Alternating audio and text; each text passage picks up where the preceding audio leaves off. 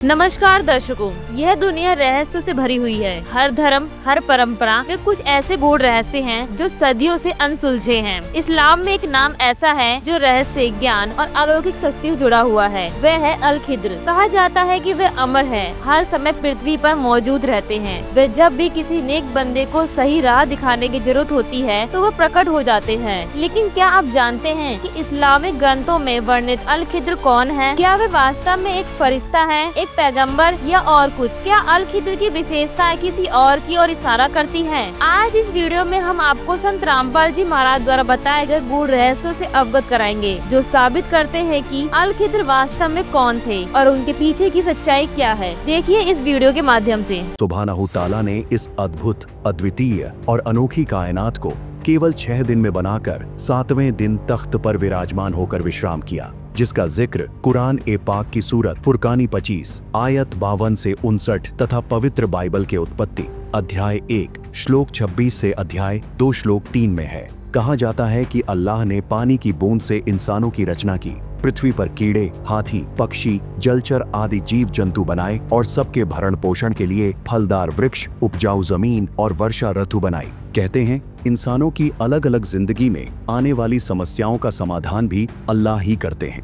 अपने विधान के अनुसार अपने नेक बंदों की मदद करने और उन्हें सही मार्ग दिखाने के लिए वे अक्सर नबियों को भेजते हैं तथा स्वयं किसी जिंदा बाबा या फरिश्ते का रूप बनाकर धरती पर अवतरित होते हैं। दर्शकों, अल्लाह कबीर ने स्वयं कहा है, गरीब, खुरासान काबुल किला, बगदाद बनारस एक, बलख और बिलायत लग, हम ही धारें भेष।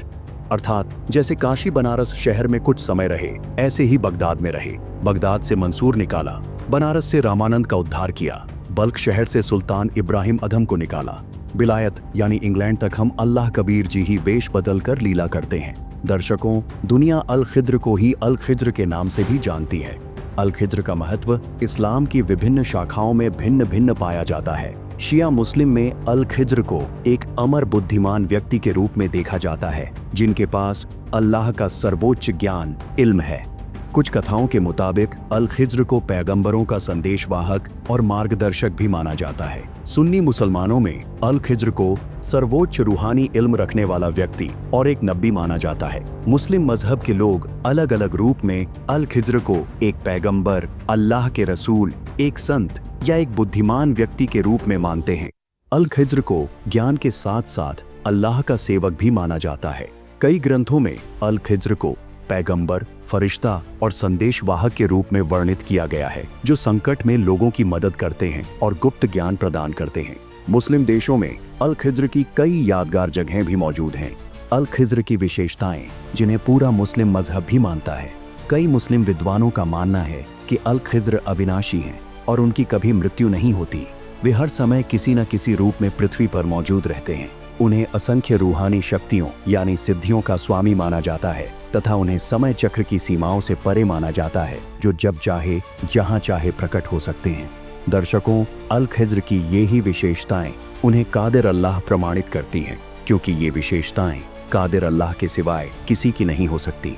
दर्शकों, बाखबर संत रामपाल जी ने अनेकों प्रमाणों से यह सिद्ध कर दिया है कि कबीर जी ही कादिर अल्लाह हैं तथा वे ही अल खिद्र हैं। जिसकी विस्तृत जानकारी जानने के लिए आप बाखबर संत रामपाल जी द्वारा लिखित पाक पुस्तक मुसलमान नहीं समझे ज्ञान कुरान को संत रामपाल जी महाराज ऐप से निशुल्क डाउनलोड करके पढ़ सकते हैं, या इसी वीडियो के डिस्क्रिप्शन में दी गई लिंक पर क्लिक करके भी यह पुस्तक डाउनलोड करके पढ़ सकते हैं। साथ ही बाखबर संत रामपाल जी ने यह भी बताया है कि कबीर अल्लाह अनेक महापुरुषों को मिले हैं। तो चलिए आज के इस वीडियो में हम आपको बाखबर रामपाल जी महाराज द्वारा बताए गए गवाह हजरत मूसा और अल खिद्र के मध्य हुए वाक्य को जानते हैं।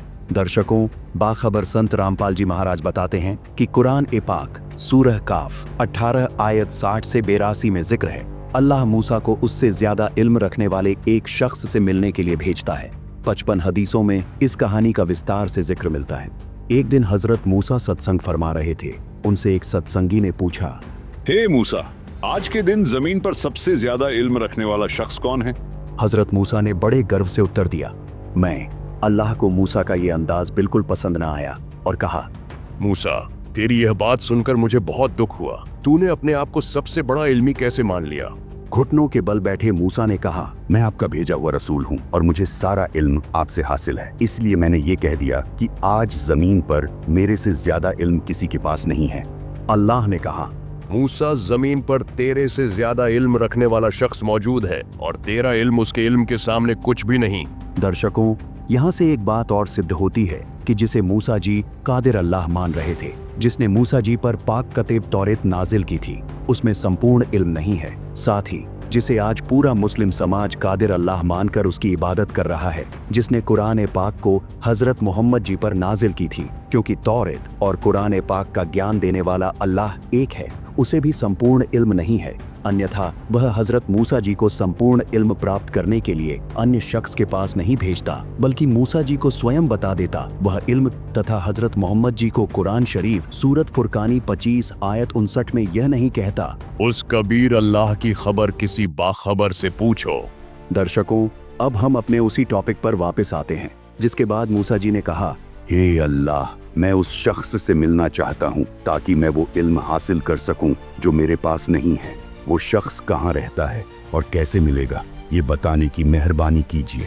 अल्लाह ने कहा, मजमा ए बहरीन में रहता है, यानी जहाँ मीठे और खारे पानी के 2 दरिया आपस में मिलते हैं। मूसा बोला, हे अल्लाह, मैं उसे पहचानूंगा कैसे? अल्लाह ने बताया, तू अपने साथ एक बर्तन में मरी हुई मछली ले जा, जहाँ वो मछली जिंदा होकर पानी में गोता लगा देगी, समझ लेना वो नजदीक है। दर्शकों, हदीस पुष्टि करती है कि ये शख्स जो मूसा से ज्यादा इल्मी था और जिससे अल्लाह ने मूसा को कुरान पाक सूरह काफ 18 आयत 60 से 82 में मिलने के लिए कहा है, उसका नाम अल-खिज्र है और सारा मुस्लिम समाज भी इससे सहमत है। मूसा अपने एक शागिर्द यानी सेवक को लेकर अल-खिज्र की तलाश में निकल पड़ता है। काफी लंबा सफर तय करने के बाद मूसा व उसका शागिर्द मजमा ए बहरीन के इलाके में पहुंच गए। मूसा लंबे सफर की थकान उतारने के लिए एक पत्थर का सहारा लेकर सो गए। इस दौरान शागिर्द ने देखा वो मृतक मछली, जिसे वो एक बर्तन में लेकर चले थे, छटपटाई और जिंदा होकर पानी में कूद गई। शागिर्द मूसा को मछली की जिंदा होने वाली बात बताना भूल जाता है और मूसा अल-खिज्र की खोज में अपने सफर पर आगे चल पड़ते हैं। पूरा दिन पूरी रात चलने के बाद अगली सुबह मूसा शागिर्द से बोलता है, मैं सफर की थकान से चूर चूर हो गया हूँ, ला मुझे कुछ खाने को दे दे। तब शागिर्द को ध्यान आता है, जो मछली हम अपने साथ लाए थे वह तो कल जहां हमने विश्राम किया था वहीं जिंदा होकर पानी में कूद गई थी और शैतान के प्रभाव से मैं आपको बताना भूल गया। ये सुनकर मूसा बोले, यही तो वो मुकाम था जहां हमें रुकना था। मूसा और शागिर्द अपने कदमों के निशानों को देखते हुए वापस उसी जगह पहुंच जाते हैं और उन्हें सफेद चादर ओढ़े हुए सफेद दाढ़ी वाला एक शख्स मिलता है, जिन्हें मूसा ने अपना परिचय दिया और कहा कि मुझे अल्लाह ने आपसे इल्म सीखने के लिए भेजा है, मैं आपकी पैरवी करता हूँ, आप मुझे वो नेक इल्म सिखा दें जो आपके पास है। उत्तर में अल-खिज्र ने कहा, मूसा, आप मेरे साथ हरगिज सब्र नहीं कर सकेंगे, क्योंकि जिस चीज की हकीकत का आपको इल्म नहीं, उस पर आप सब्र कर भी कैसे सकते हैं? मूसा ने कहा, आप मुझे सब्र करने वाला पाएंगे और मैं किसी बात में आपकी नाफरमानी नहीं करूंगा।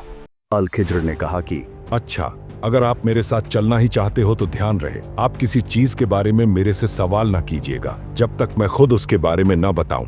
जिसके बाद मूसा ने अपने शागिर्द को वापस भेज दिया और अल-खिज्र के साथ अपना सफर शुरू किया। रास्ते में कुछ गरीब लोगों की एक कश्ती देखी। वो मेहनत करते और किराया लेकर लोगों को दरिया पार करवाया करते थे। अल-खिज्र और मूसा उस कश्ती पर सवार हो गए। सफर के दौरान अल-खिज्र ने उस कश्ती के तख्ते तोड़ दिए और कश्ती में पानी भरने लगा।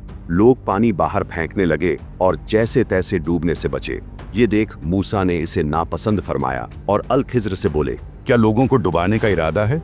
इस पर अल-खिज्र ने जवाब दिया, मैंने पहले ही कह दिया था कि आप मेरे साथ सब्र नहीं कर सकेंगे। फिर मूसा ने कहा, मेरी अक्ल ने काम नहीं किया, मुझे क्षमा कर दीजिए, आगे ऐसी गलती नहीं होगी। फिर वह दोनों आगे चले और एक लड़के से मिले। अल-खिज्र ने उस लड़के को मार डाला। ये देखकर मूसा बोले, आपने एक बेगुनाह की जान ले ली, ये तो आपने बड़ी घटिया और बेहद नापसंदीदा हरकत की। इस पर अल-खिज्र बोले, मैंने आपसे कहा था कि आप मेरे साथ रहकर हरगिज सब्र नहीं कर सकेंगे। फिर मूसा ने जवाब दिया, अब अगर मैं आपसे किसी चीज के बारे में सवाल करूं तो बेशक मुझे अपने साथ न रखिएगा। एक बार फिर सफर शुरू हुआ। दोनों एक गांव में पहुंचे और मूसा ने खाने के लिए पूछा। गांव वालों ने उनकी मेहमान नवाजी करने से साफ इनकार कर दिया। उस गांव में अल-खिज्र और मूसा ने एक दीवार को देखा जो गिरने के करीब थी। अल-खिज्र ने उसे दुरुस्त कर दिया। ये देखकर मूसा बोल पड़े, आप चाहते तो इसकी कीमत ले सकते थे, जिसे देकर हम खाना खा सकते थे। उसके बाद अल-खिज्र ने मूसा से कहा, बस अब हम दोनों एक साथ नहीं चल सकते, लेकिन जाने से पहले मैं आपको उन बातों की हकीकत बताऊंगा जिन पर आप सब्र ना कर सके। नंबर 1, अल-खिज्र ने कहा, पहले वाकये में मैंने उस गरीब की कश्ती में कुछ तोड़-फोड़ इसलिए करी थी क्योंकि उनके आगे एक बादशाह था जो हर एक सही कश्ती को जबरन जब्त कर लेता। छेद होने की वजह से वो बादशाह उनकी कश्ती को जब्त नहीं करेगा और वो गरीब कुछ पैसे लगाकर उसे दुरुस्त कर लेंगे।